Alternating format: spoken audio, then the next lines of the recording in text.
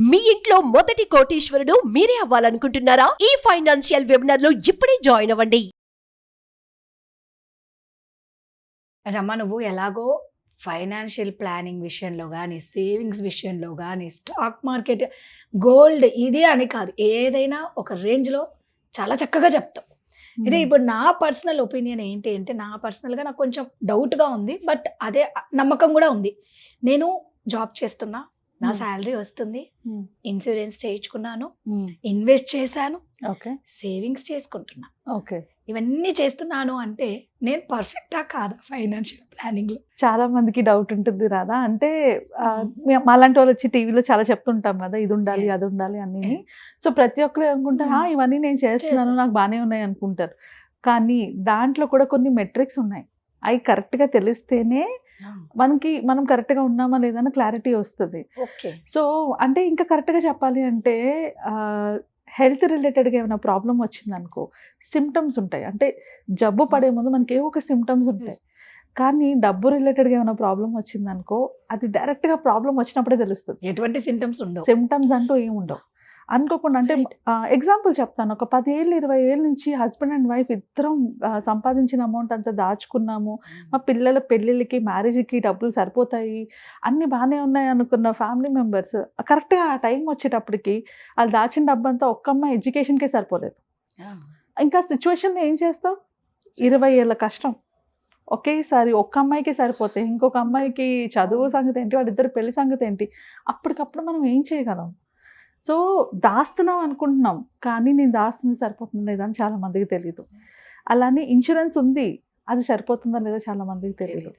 So కంపల్సరీగా అంటే ఇది నాకు ఒక సెషన్స్లో నేను క్లాసెస్ చెప్తున్నప్పుడు వన్ ఆఫ్ ద క్లయింట్ అడిగారు అనమాట, అండ్ నువ్వు అదే క్వశ్చన్ అడిగావు. సో ఐ థాట్ ఇది ఖచ్చితంగా అందరికీ తెలియాలి ఇలా, అంతే కదా. ఎందుకంటే ఆయన అదే అన్నారు, మేడం నేను ఇన్సూరెన్స్ తీసుకున్నాను, నాకు ఇన్వెస్ట్మెంట్స్ ఉన్నాయి, నాకు అన్నీ ఉన్నాయి, సో నేను ఫైనాన్షియలీ స్టేబుల్లా కాదా అని ఎలా తెలుసుకోవాలి? ఎగ్జాక్ట్లీ సేమ్ క్వశ్చన్ నువ్వు అడిగిన క్వశ్చనే, నేను ఫైనాన్షియలీ స్టేబుల్లా కాదా నేను ఎలా తెలుసుకోవాలి? సో ఈ 5 క్వశ్చన్స్ ఎప్పటికప్పుడు యూ హ్యావ్ టు ఆస్క్, మిమ్మల్ని మీరే అడుగుతూ ఉండాలి. అది కరెక్టా కాదా అని తెలిసిపోతుంది. Only 5 questions. నా దగ్గరికి ఫైనాన్షియల్ ప్లానింగ్ వచ్చిన వాళ్ళు కూడా నేను అడుగుతాను ఈ క్వశ్చన్, దాన్ని బట్టి వాళ్ళకి క్లారిటీ వస్తుంది, నాకు క్లారిటీ వస్తుంది వాళ్ళ ఫైనాన్షియల్ సిచ్యువేషన్. సో అందులోని మోస్ట్ ఇంపార్టెంట్ ఫస్ట్ క్వశ్చన్, ఏదైనా ఫ్యామిలీలో మెడికల్ ఎమర్జెన్సీ వస్తే అంటే చిన్న మెడికల్ ఎమర్జెన్సీస్ కాదు, 5-10 లక్షలు కాదు, మనం వాళ్ళని వీళ్ళని అడిగితే సర్ది పెట్టేలాగా 25-30 లక్షల మెడికల్ ఎమర్జెన్సీ వస్తే దాన్ని తట్టుకునేంత సేవింగ్స్ అయినా ఇన్సూరెన్స్ అయినా ఉందా లేదా, ఇక్కడే సగం తెలిసిపోతుంది మీకు. నిజం. ఎందుకంటే మనకు తెలియదు ఎంత అవసరం అనేది, మనకు తెలియదు. అందరూ చేసే మిస్టేక్ ఇదే, 5 లక్షలు 10 లక్షల పాలసీలు తీసుకుంటారు. బట్ 5 లక్షల పాలసీలు 10 లక్షల పాలసీలు నువ్వు ఎవరిని అడిగినా ఇస్తారు కదా, నీ ఇంటి పక్కన ఎవరినో, నీ సేవింగ్స్ నువ్వు తీసుకున్నా నీకు వస్తుంది. ఆ పాలసీ వల్ల యూజే ఉంది. పాలసీ వల్ల యూజ్ ఎప్పుడు వస్తుంది అంటే నువ్వు ఎఫర్డ్ చేయలేని అమౌంట్కి నువ్వు తీసుకున్నప్పుడే యూజ్ ఉంటుంది. సో మినిమం 25 లక్షల నుంచి 30 లక్షలు ఇప్పటికిప్పుడు మెడికల్ ఎమర్జెన్సీ వస్తే తట్టుకునే శక్తి నీకు ఉందా లేదా? అది లేదు అంటే ఫస్ట్ చేయాల్సింది ఏంటి? ఇన్సూరెన్స్ ఏదైతే ఉందో దాన్ని పెంచుకోవాలి 100%. బ్లైండ్ మిస్టేక్ కనిపిస్తుంది, బ్లైండ్ మిస్టేక్ చాలా మందికి తెలియదు. ఇది ఇన్సూరెన్స్ ఉంది కానీ సరిపోతుందా, రైట్? సెకండ్ థింగ్, ఒకవేళ ఆ పర్సన్ ఎవరైతే ఉన్నారో వాళ్ళకి ఏమైనా అయ్యి చనిపోతే వాళ్ళ ఫ్యామిలీ ఉన్న అప్పులన్నీ తీర్చేగా ఒక 10 సంవత్సరాలు ఫ్యామిలీ గడవగలదా లేదా? అంటే ఒక మనిషి చనిపోతే, ఇప్పటికిప్పుడు ఆ మనిషి లేకపోతే చనిపోవాల్సిన అవసరం లేదు, ఆ మనిషి లేరనుకుందాం, ఆ ఫ్యామిలీకి ఉన్న అప్పులన్నీ, ఇల్లు కావచ్చు, కార్ లోన్ కావచ్చు, హోమ్ లోన్ కావచ్చు, ఏదైనా కావచ్చు, అవన్నీ తీర్చేగా కూడా వాళ్ళు ఒక 10 ఏళ్ళైనా సర్వైవ్ అవ్వగలిగేంత అమౌంట్ ఉందా లేదా? అమౌంట్ లేకపోతే దానికి సరిపడా ఇన్సూరెన్స్ ఉందా లేదా? ఇక్కడ టర్మ్ ఇన్సూరెన్స్ 50 లక్షలకి టర్మ్ ఇన్సూరెన్స్ ఉంటుంది, 20 లక్షలకి టర్మ్ ఇన్సూరెన్స్ ఉంటుంది, 1 కోటికి ఉంటుంది, 2 కోట్లకి ఉంటుంది. కానీ ఫ్యామిలీ ఎవరైతే ఉన్నారో వాళ్ళకున్న అప్పులు, వాళ్ళకున్న అవసరాలు బట్టి వాళ్ళకు టర్మ్ ఇన్సూరెన్స్ ఉండాలి. అది కరెక్ట్ అమౌంట్ ఎలా తెలుస్తుంది అంటే ఈ క్వశ్చనే. ఇప్పుడు నేను 1 కోటి రూపాయలు పెట్టి ఇల్లు తీసుకోవాలనుకుంటున్నాను అనుకో, ఫస్ట్ నేను చేయాల్సింది ఏంటి? 1 కోటి రూపాయలకి ఇన్సూరెన్స్ పెంచుకోవాలి. అప్పుడే 1 కోటి రూపాయలు పెట్టి నేను ఇల్లు తీసుకోవచ్చు. లేకపోతే ఏం జరుగుతుంది? ఆ 1 కోటి రూపాయలు ఇల్లు తీసుకుని నెక్స్ట్ రోజు ఏమైనా జరిగింది అనుకో, ఇన్సూరెన్స్లో ఉన్న డబ్బులన్నీ కూడా ఆ ఇంటికి వెళ్ళిపోతాయి కదా. Correct. So what about the family తర్వాత? సో కంపల్సరీగా ఆల్రెడీ అప్పులుండి, ఆల్రెడీ హోమ్ లోన్ కానీ కార్ లోన్ కానీ ఏమైనా ఉంటే వాటన్నిటిని దాటేసాక కూడా ఉన్న అమౌంట్ ఏదైతే ఉందో ఆ అమౌంట్ మీ ఫ్యామిలీ ఒక 10 ఏళ్ళైనా సర్వైవ్ అవ్వడానికి ఉంది అంటే మీకు కరెక్ట్ అయిన ఇన్సూరెన్స్ ఉంది, కరెక్ట్ అయిన ఇన్సూరెన్స్ ప్లానింగ్ చేసుకున్నారు. సో ఇది సెకండ్ క్వశ్చన్. ఇక్కడే మీకు మీ 2 బ్లైండ్ స్పాట్స్ కనిపించేస్తాయి. నా థర్డ్ పాయింట్, సడన్గా ఏదైనా జాబ్ పోవడం కానీ ఆర్ మెడికల్ ఎమర్జెన్సీని, అంటే మీకు కాదు మీ ఫ్యామిలీలో ఎవరికైనా వచ్చి ఉండొచ్చు, మీకు కాకుండా మీ పేరెంట్స్కి కానీ ఇంకెవరికైనా రావచ్చు. బట్ యూ హ్యావ్ టు, మీరు ఉండాలి కాబట్టి 3-4 నెలలు జాబ్ ఇమ్మంటే సెలవులు ఇవ్వరుగా. మనకైనా ఇస్తారేమో కానీ మన ఫ్యామిలీ మెంబర్స్కి ఏమైనా జాబ్ సెలవులు ఇవ్వరు కదా. సో అలా 3-4 మంత్స్ నువ్వు జాబ్ మానేసి ఆర్ ఉద్యోగం పోయినా సర్వైవ్ అవ్వడానికి కావాల్సినంత ఎమర్జెన్సీ కార్పస్ ఉందా లేదా? ఎమర్జెన్సీ కార్పస్ ఇల్లు కాదు. ఇప్పుడు సడన్గా 3-4 నెలలు నాకు ఉద్యోగం పోతే నేను ఇల్లు అమ్మలేను, ఇల్లు తాకట్టు పెట్టలేను, రైట్? కంపల్సరీగా క్యాష్ రూపంలో ఉండాలి. అంటే ఎవరిని అడగకుండా నా మటుకు నేను సర్వైవ్ అవ్వగలిగేంత అమౌంట్ ఉందా లేదా? అడిగితే ఇచ్చేవాళ్ళు చాలా మంది ఉంటారు. బట్ నేను అన్ని దాస్తున్నాను కదా, నేను దాస్తున్నాను కాబట్టి నేను దాస్తుంది దాన్ని సరిపోతుందా లేదా అని నేను చూసుకోవాలి. సో మినిమంలో మినిమం 3-4 నెలల ఇన్కమ్ నా దగ్గర రెడీగా క్యాష్లో ఉండాలి. మ్యూచువల్ ఫండ్స్లో కాదు, స్టాక్ మార్కెట్లో కాదు, ఇళ్లల్లో కాదు, ల్యాండ్లో కాదు, క్యాష్లో ఉందా లేదా? ఒకవేళ అలా ఉంది అంటే గుడ్. ఈ 3 కనుక పాజిటివ్, ఎస్ ఇవి నాకున్నాయి, ఎస్ ఇవి నాకున్నాయి అంటే యు ఆర్ డూయింగ్ గుడ్. మీరు ఫైనాన్షియలీ మంచిగానే ప్లాన్ చేసుకున్నారని అర్థం. ఈ 3 స్టెప్పుల్లో ఏది కరెక్ట్గా లేకపోయినా ఫస్ట్ అది ఫిక్స్ చేసుకోవాలి. ఫస్ట్ క్వశ్చన్కి ఫస్ట్ అది హెల్త్ ఇన్సూరెన్స్ ఫిక్స్ చేసుకోవాలి. సెకండ్ క్వశ్చన్ నో అయితే టర్మ్ ఇన్సూరెన్స్ని ఫిక్స్ చేసుకోవాలి. థర్డ్ క్వశ్చన్కి నో అంటే ఎమర్జెన్సీ ఫండ్ని క్రియేట్ చేసుకోవాలి. అండ్ మోస్ట్ ఇంపార్టెంట్, ఇప్పటికిప్పుడు ఫ్యామిలీలోని ఇంటి పెద్ద లేకపోతే నీ తర్వాత ఫ్యామిలీ మెంబర్స్కి నీకున్న ఇన్సూరెన్స్ గురించి కానీ, నీకున్న ఇన్కమ్ గురించి కానీ, నీకున్న ఇన్వెస్ట్మెంట్ గురించి కానీ అవగాహన ఉందా లేదా? అంతెందుకు, వెరీ సింపుల్ సిచ్యువేషన్. రీసెంట్గా నా ఫ్రెండ్కి ఒక ఆమెకి వాళ్ళ హస్బెండ్కి సడన్లీ చెస్ట్లో పెయిన్ వచ్చింది ఇంట్లోని నైట్ పడుకున్నప్పుడు. అది పెద్ద ఇది కాలేదు, బట్ ఆ పెయిన్ పెరుగుతుంటే లిటరల్లీ ఆమెకు చాలా భయం వేసేసింది. ఏం చేయాలో తెలీదు, అతను మాట్లాడలేకపోతున్నారు, ఎవరు కాంటాక్ట్ అవ్వాలో తెలీదు, ఏం చేయాలో కూడా తెలీదు. తన చుట్టాలు, తెలిసిన చుట్టాలకి వాళ్ళకి కాల్ చేస్తుంది, ఎవరు లిఫ్ట్ చేయట్లేదు. అంబులెన్స్కి కాల్ చేయాలన్న ఐడియా కూడా ఆమెకు రాలేదు. So this is what happens. మనం ఎక్స్పెక్ట్ చెయ్యము. ఆ సిచ్యువేషన్లో ఉన్నప్పుడు ప్యానిక్ అవుతాం, మైండ్ పని చేయదు, రైట్? ఆ తర్వాత ఆయనే తెలివి తెచ్చుకొని అంబులెన్స్కి కాల్ చేయాలంటే అప్పుడు ఫోన్ చేసింది.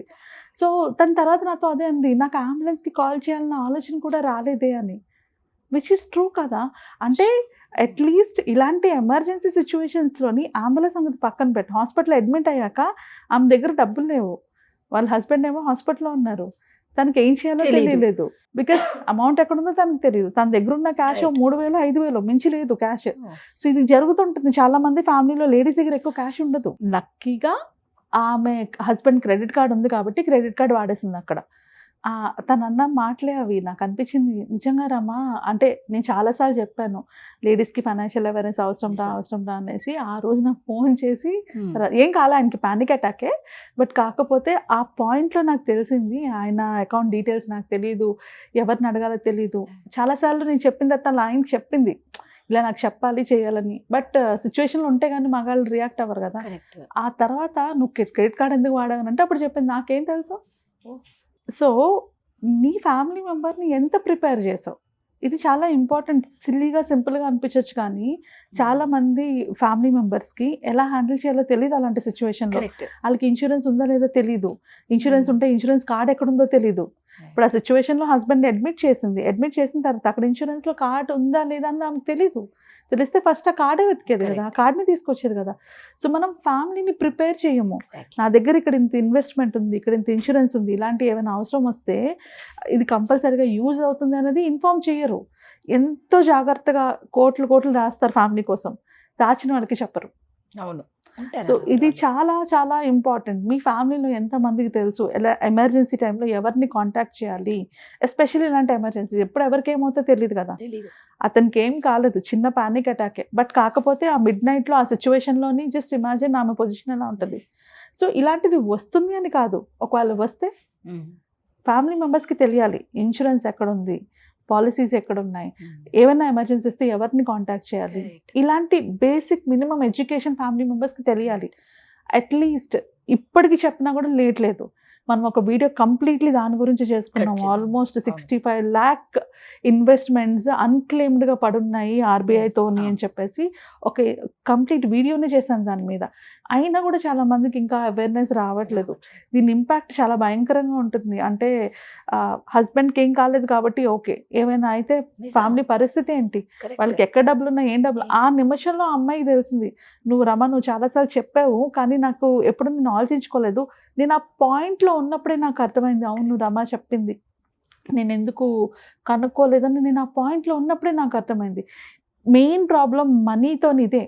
మనం సిచ్యువేషన్లో ఉన్నప్పుడే మనకి వస్తాయి కానీ సిమ్టమ్స్ ఏమి ఉండవు దానికి. సో సిచ్యువేషన్లో ఉన్నప్పుడు హ్యాండిల్ చేయడం రాదు. And that is where lot of people mistakes చేస్తారు. సో ఈ 4th పాయింట్ చాలా చాలా ఇంపార్టెంట్. ప్రతి ఒక్కరు వాళ్ళ ఫ్యామిలీ మెంబర్స్ని ఎడ్యుకేట్ చేయాలి. ఎస్పెషల్లీ వాళ్ళకున్న ఇన్వెస్ట్మెంట్స్తో కానీ ఇన్సూరెన్స్తో కానీ అన్నీ ఒక ఫోల్డర్ తీసుకోండి, అన్నీ ఆ ఫోల్డర్లో పెట్టుకోండి. ఆ ఫోల్డర్లోనే ఇది హెల్త్ ఇన్సూరెన్స్ డాక్యుమెంట్, ఇది term insurance document, claim process రాసి పెట్టండి. ఒక చిన్న పేపర్ మీద క్లెయిమ్ ప్రాసెస్ ఎలా చేయాలి, ఏమైనా పాస్వర్డ్స్ ఏమైనా ఉంటే అందులో ఒక బుక్లో రాసి పెట్టండి. లేదా ఇంకా పాస్వర్డ్స్ నేను చెప్పాలనుకోకపోతే పాస్వర్డ్స్ ఎక్కడ ఉంటాయి అన్నదైనా ఒక చిట్టీలా రాసి అందులో పెడితే, ఒక ఫోల్డర్లో పెడితే, దెన్ యువర్ ఫ్యామిలీ మెంబర్స్లో ఇది నీకు మోస్ట్ ఇంపార్టెంట్ యూనో డాక్యుమెంట్, ఇది నీకు అవసరం వచ్చినప్పుడు చూడు, దీంట్లో అన్నీ ఉంటాయి అని చెప్తే then the family members will know కదా. ఒక పక్క ప్యానిక్లో వీళ్ళకే సగం ఏం చేయాలో ఆలోచన ఉండదు. ఇలాంటి పాయింట్లోని వాళ్ళు మిస్టేక్స్ చేస్తారు. ఇప్పుడు మీరు ఉన్నారు కాబట్టి కరెక్ట్ చేస్తారు, మీరు లేకపోతే ఏం చేస్తారు? సో చాలా ఇంపార్టెంట్ అండి ఇది. ఫోర్త్ అండ్ మోస్ట్ ఇంపార్టెంట్ అంటే మనం ఫైనాన్షియల్ ప్లానింగ్ ఎంత బాగా చేసుకున్నా చేసిన వాళ్ళకి తెలియకపోతే దానివల్ల యూజ్ ఉండదు. సో ఇది మోస్ట్ ఇంపార్టెంట్. ఆ తర్వాత వచ్చేది 5th అండ్ లాస్ట్ క్వశ్చన్ ఏంటి అంటే మీకు మీరు అడగాల్సింది, నేను దాస్తున్న అమౌంట్ ఫ్యూచర్ ఎక్స్పెన్సెస్కి సరిపోతుందా లేదా. అంటే ఇప్పుడు నేను దాస్తున్న అమౌంట్ ఏదైతే ఉందో ఇది నాకు సరిపోతుందని నేను ఎక్స్పెక్ట్ చేస్తాను, అలా అనుకుని దాచుకుంటాను. 50,000 నెలకి ఎస్ఐపి నేను చేస్తున్నప్పుడు ఫ్యూచర్లో సరిపోతుందనే కదా నేను అనుకుంటాను. కానీ ఆ రోజుకి ఆ ఎస్ఐపి అమౌంట్ 50,000 నేను ఏదైతే దాచానో అది నేను అనుకున్న అవసరానికి సరిపోతుందా లేదా అని ఎలా తెలుస్తుంది అంటే మనం ఇన్వెస్ట్ చేస్తున్న గోల్ ఒకటి ఉండాలి.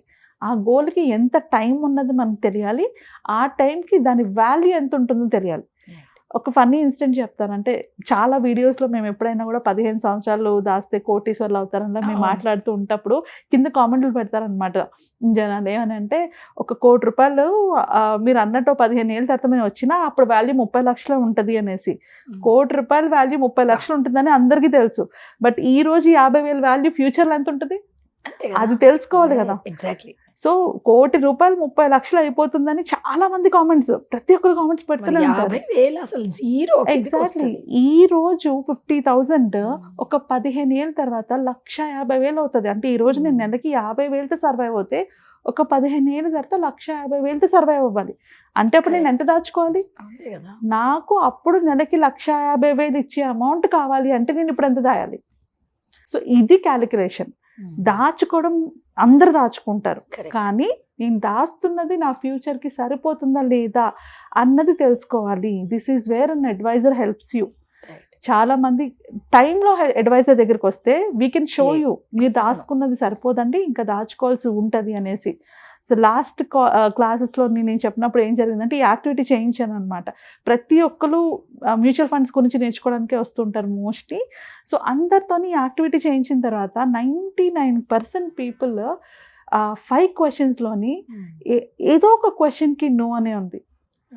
అందరూ షాక్ అయ్యారు. మ్యామ్ అసలు ఎక్స్పెక్ట్ చేయలేదు, మేమేమనుకున్నామంటే మాకు అన్నీ తెలుసు, మాకు అన్నీ వర్కౌట్ అవుతాయి అన్నట్టే అనుకున్నాము. బట్ ఈ 5 క్వశ్చన్స్లో అంటే అలాగని నేను మిడిల్ క్లాస్ గురించి మాట్లాడలేదు. అక్కడికి వచ్చిన వాళ్ళందరూ బాగా సంపాదిస్తున్న వాళ్ళు, కోట్లలో దాచుకున్న అలాంటి వాళ్ళు కూడా ఉన్నారు. వాళ్ళు అందుకనే ఇంకా ఎక్కువ దాచుకోవాలి ఎలాగని తెలుసుకోవడానికి వచ్చిన వాళ్ళు చాలామంది ఉన్నారు. సో వాళ్ళకు కూడా అక్కడ సర్ప్రైజ్ అయ్యారు ఏదో ఒక పాయింట్లో.